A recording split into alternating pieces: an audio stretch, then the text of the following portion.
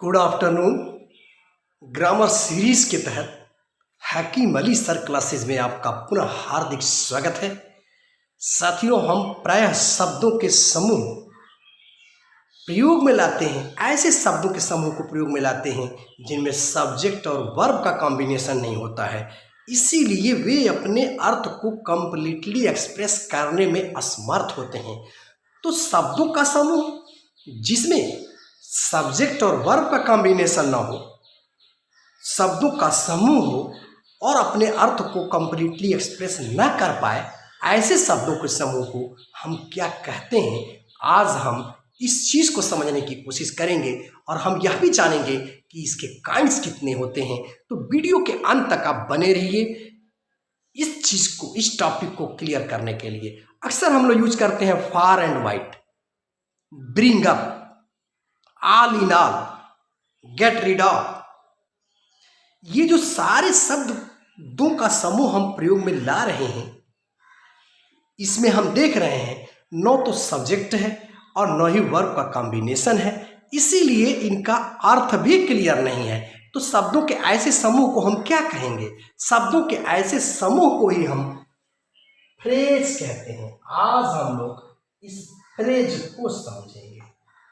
Phrase, या जिसको हिंदी में हम वाक्यांश कहते हैं, वाक्यांश। अब ये वाक्यांश है क्या या फ्रेज है क्या? Phrases are a group of words that act as a parts of speech but it can not stand alone to express a complete sentence. यानी शब्दों का समूह तो है, पार्ट्स ऑफ स्पीच जैसा ये कार्य करता है, लेकिन अपने अर्थ को कंप्लीटली एक्सप्रेस नहीं कर पाता है जिस तरह से सेंटेंस एक्सप्रेस करता है। तो शब्दों के ऐसे ही समूह को हम फ्रेज कहते हैं, वाक्यांश कहते हैं। अब वाक्यांश कितने प्रकार के होते हैं इसे भी हम समझेंगे। आइए शब्दों का समूह हम एक लेते हैं, इस वाक्यांश को यानी फ्रेज को और थोड़ा सा क्लियर करने की कोशिश करते हैं। जैसे देखिए, ओवर द मून, हमने लिखा ओवर द मून, 3 शब्द है और इन शब्दों का समूह है, यानी चांद के पार, चांद से ऊपर। कोई अर्थ इसका क्लियर नहीं निकल के आया। इन द कॉर्नर, कोई विशेष अर्थ निकल के नहीं आया। लेकिन अगर हम यहाँ पे लिख दें over the moon is vast, vast space, तो हमने क्या किया? इज वास्ट स्पेस जो लिख दिया तो इसका अर्थ क्लियर हो गया, यानी चांद के ऊपर एक विस्तृत जगह है, स्थान है। इसी तरह से इन द कॉर्नर, तो हम देख रहे हैं कि ये अपना अर्थ एक्सप्रेस नहीं कर पा रहा है, लेकिन हम अगर देख दें सी इज सीटिंग, सिटिंग अगर हमने लिख दिया, she is sitting in the corner, वह कॉर्नर में बैठी हुई है, तो हम क्या देख रहे हैं कि यहाँ पर कंप्लीट सेंस निकल के आ रहा है। तो शब्दों का ऐसा समूह जो अपने अर्थ को एक्सप्रेस न कर पाए उसे ही हम फ्रेज कहते हैं। इसमें 3 चीज़ें हमारे सामने निकल के आ रही हैं। पहली बात निकल के आ रही है कि ग्रुप ऑफ वर्ड्स होता है, ग्रुप ऑफ वर्ड्स होता है। दूसरी बात निकल के आ रही है कि सब्जेक्ट प्लस वर्ब का कॉम्बिनेशन नहीं होता। और तीसरी बात निकल के आ रही है कि कंप्लीट सेंस नहीं निकल के आता है। तो ऐसे ही शब्दों के समूह को जिसमें ये विशेषताएं होती हैं उन्हें हम फ्रेज कहते हैं। अब आगे की तरफ हम बढ़ते हैं कि फ्रेज के टाइप्स देखते हैं। अब आइए टाइप्स ऑफ फ्रेजेस देखते हैं, यानी फ्रेजेस के प्रकार, फ्रेज कितने प्रकार के होते हैं इसे समझने की कोशिश करते हैं। तो देखिए, सबसे पहला हमारा है नाउन फ्रेज। तो हम देखते क्या है कि नाउन का जो कार्य है, एक वाक्य के अंदर अगर शब्दों का समूह वही कार्य करने लगे, मुख्य रूप से आप जानते हैं कि नाउन का कार्य सब्जेक्ट बन जाना टू ए वर्ब और ऑब्जेक्ट बन जाना। अगर शब्दों का समूह सब्जेक्ट और ऑब्जेक्ट बन करके कार्य करने लगे तो ऐसे शब्दों के समूह को हम नाउन फ्रेज कहते हैं। आइए एक वाक्य के माध्यम से समझते हैं। जैसे रीता वांट्स, रीता वांट्स, तो Rita wants to go home, Rita घर जाना चाहती है। तो हम देखते हैं कि रीता वांट्स व्हाट, तो निकल के आएगा टू गो होम, यानी हम देख क्या रहे हैं कि टू गो होम यानी रीता घर जाना चाहती है।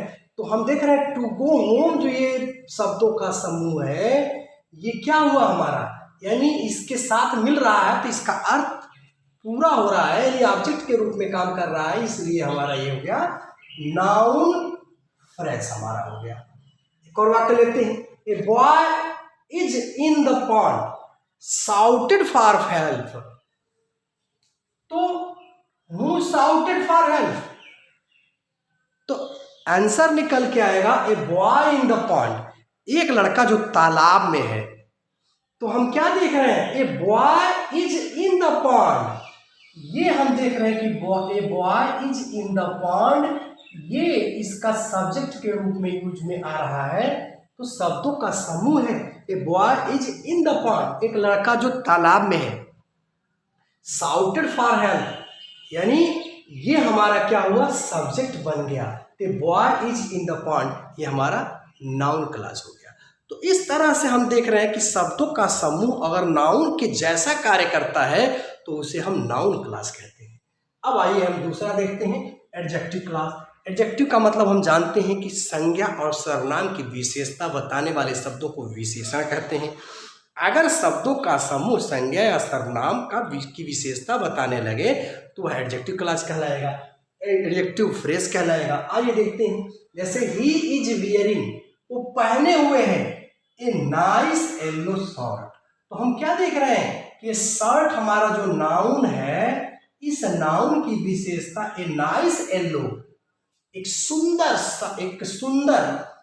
पीले रंग का, एक सुंदर पीले रंग के शर्ट यानी यहाँ हम देख क्या रहे हैं कि ही इज वियरिंग, वह पहने हुए हैं, यानी इसकी क्या चीज पहने हुए हैं, ये नाइस येलो शर्ट, यानी शर्ट की विशेषता बता रहा है ये ग्रुप ऑफ वर्ड। तो ये नाइस येलो शर्ट, ये हमारा क्या हो गया, एडजेक्टिव क्लास, एडजेक्टिव फ्रेज हो गया, क्योंकि यह विशेषता बता रहा है। एक और वाक्य लेते हैं, the Prince is wearing A crown made of gold, यानी एक क्राउन, एक ताज जो किसका बना है, सोने का बना हुआ है। तो यहां भी हम देख क्या रहे हैं कि ये विशेषता बता रहा है, यानी प्रिंस के ताज की तो विशेषता ये शब्दों का समूह, एक क्राउन मेड ऑफ गोल्ड, इसलिए हमारा हो गया एडजेक्टिव क्लास। आगे बढ़ते हैं, वर्ब क्लास यानी वर्ब फ्रेज, यानी ऐसा फ्रेज शब्दों का समूह जो क्रिया के जैसा कार्य करने लगे तो उसे हम वर्ब फ्रेज के नाम से जानते हैं। जैसे ही रिसीव्ड, आप देख रहे हैं कि करता है, रिसीव्ड हमारी क्रिया है, ये सब्जेक्ट है, मी, उसने मुझे स्वीकार किया, रिसीव किया, कैसे, विद ओपन आर्म, यानी खुली बाहों से, यानी मेरा गर्मजोशी के साथ स्वागत किया। तो विद ओपन आर्म हम देख रहे हैं ये क्या हो गया, वर्ब फ्रेज हो गया। एक और वाक्य लेते हैं, money has turned, money subject हो गया, ये आप देख रहे हैं कि ये पोर्शन हमारा क्रिया हो गई। तो his had, money has turn hid has, यानी धन ने उसके सिर को फिरा दिया है। तो यहां हम क्या देख रहे हैं कि ये क्रिया के साथ यूज में आ रहा है, यानी क्रिया, ये शब्दों का समूह क्रिया को के साथ मिल करके यानी फ्रेज बना रहा है, इसीलिए इसे हम वर्ब फ्रेज कहते हैं। नेक्स्ट देखते हैं एडवर्ब। एडवर्ब हम जानते हैं, एडवर्ब फ्रेज यानी एडवर्ब क्या करता है, यानी क्रिया की विशेषता बताना, क्रिया विशेषण की स्वयं की विशेषता बताना, यानी एडवर्ब एडजेक्टिव की भी विशेषता बताना। तो अगर इस तरह की परिस्थितियां बनती हैं, शब्दों का समूह है यानी वो फ्रेज है जो एडवर्ब की तरह से कार्य करे, तो उसे हम एडवर्बियल फ्रेज कहते हैं। जैसे I will leave in a hour, आप देख रहे हैं कह रहा है कि इन ए आवर, मैं 1 घंटे में छोड़ने वाला हूँ, यानी इन ए आवर यानी टाइम का बोध करा रहा है, इस तरह से meet me at the theatre, यानी एट द थिएटर, मुझसे कहाँ मिलो, प्लेस के बारे में बात कर रहा है, यानी स्थान के बारे में बात कर रहा है। He talked in A rude वे, यानी वो बड़े हार्श वे में मुझसे पेश आया, यानी मैनर की बात कर रहा है।